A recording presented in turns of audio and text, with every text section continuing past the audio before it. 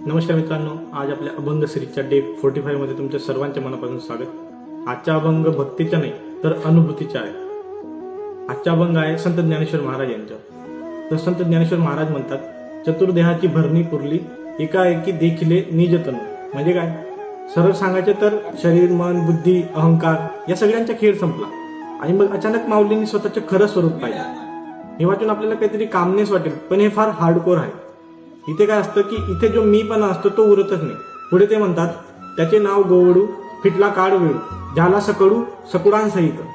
म्हणजे काय की तो अनुभव म्हणजे श्रीकृष्ण, आणि एकदा का तो दिसला मग वेळ, काळ, मृत्यू या सगळ्यांची पकड सुटते। लोक देवाला घाबरून आठवतात, पण इथे काय, इथे देव दिसल्यावर भीतीच उरत नाही। म्हणजे काय की आता वेगळेपणच राहिलं नाही। हे माझं, हे तुझं, हे सगळं फॉल ठरतं।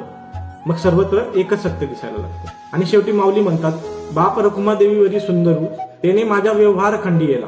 माऊली म्हणतात, पंढरीच्या विठ्ठल रखुमाईच्या पती त्यांनी माझ्या जन्म मरणाचा व्यवहारच बंद केला।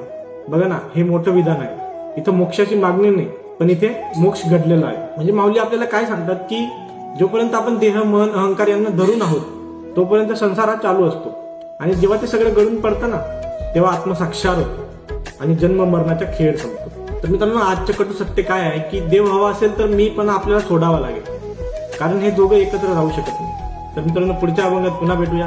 रामकृष्ण।